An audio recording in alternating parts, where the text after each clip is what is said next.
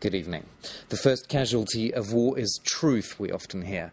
But some would argue that it's actually the other way around, that waging war becomes impossible if there's too much truth, if war's dirtiest secrets become too easily available. On Friday, the whistleblowing website Wikileaks published nearly 400,000 logs, mostly written by US soldiers serving in Iraq between 2004 and 2009. They describe how Iraqi security forces systematically beat and tortured prisoners and how US authorities routinely turned a blind eye. WikiLeaks founder Julian Assange says he's setting the record straight.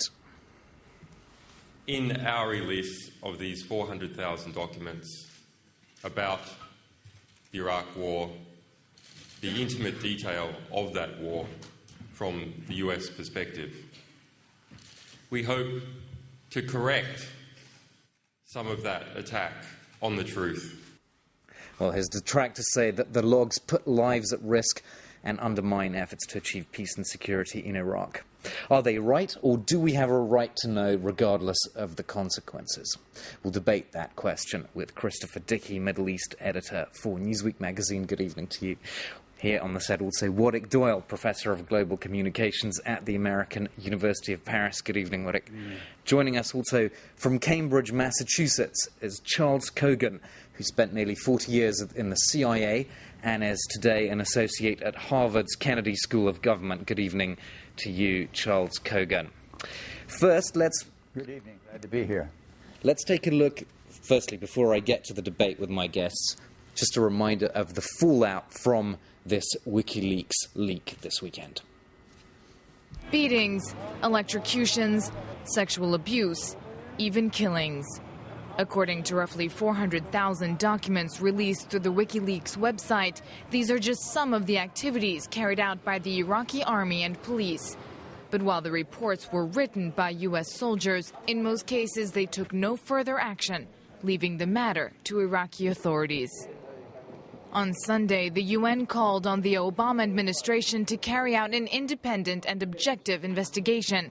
Pressure mounted for armed forces to be held accountable for their actions, even from within the coalition.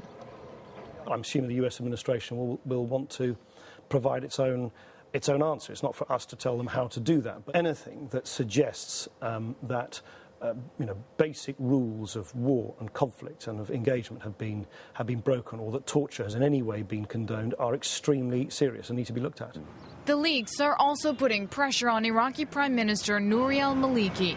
Sunday, Iraq's highest court ordered parliament to form a new government. The Shia and Sunni coalition parties were neck and neck in the March 7th elections.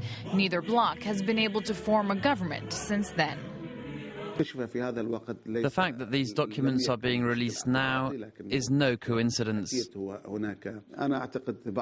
I believe that some parties will use these documents and circulate them to serve their own interests in their race to power. alMaliki would like to carry out a second term in office, but the WikiLeaks release could put a stop to his plans. The reports dating from 2006 onward describe events that took place while he was in office.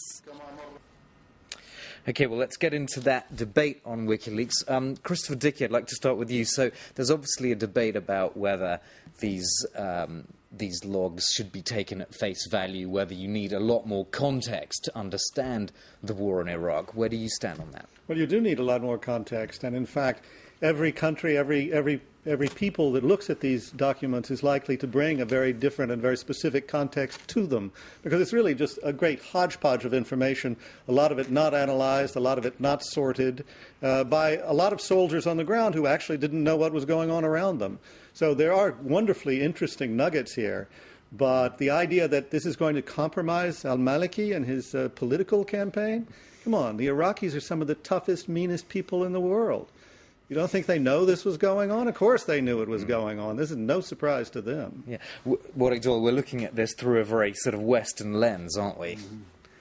Do you think that these logs really have been hyped up? I mean, are they really not as significant as some of the media have made them out to be? The media or the military?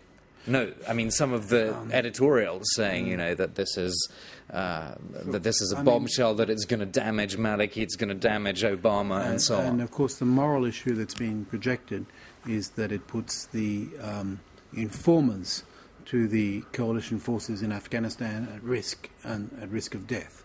And so that's one of the major accusations. To me, it's ironic if we consider the argument to go into Iraq in the first place, which was all about the atrocities of Saddam Hussein and the horrors of the Saddam Hussein regime, is that now what is being revealed, and perhaps this is where I'm not quite in agreement with Mr. Dickey, they may have known it's going on, but knowledge is not everything. There's now the evidence, including the visual evidence of these events.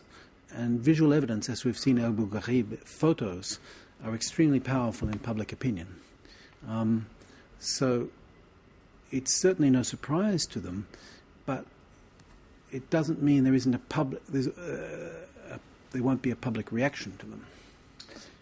I don't want to be cynical here, but look, I remember Martin van Creveld talking to me about this in about 2004, 2005, one of the best authors of books on counterinsurgency there is. Counterinsurgency is a very tough game. Basically, you have to convince the population that you can protect them from the bad guys, but the bad guys can't protect them from you.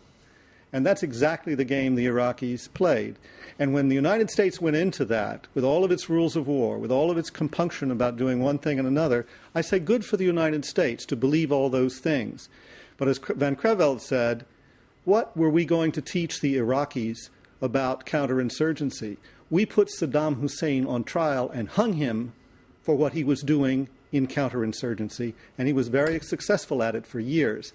So this is a country coming out of this trauma that was used to this kind of thing, and I'm not saying it was okay for the United States to condone it or to turn a blind eye, but it's another reason why the United States shouldn't have been there in the first place. But you're saying that it would have been unrealistic to expect the U.S. not to turn a blind eye in the historical context. Of course, and what the United States is going to go into a country where, first of all, it doesn't establish control, tries to go in on the cheap, says stuff happens when there's looting all over the country, allows order to deteriorate completely, and then by the fall of 2003 is desperate to regain order, desperate to even find out who's attacking its troops, doesn't know any of this.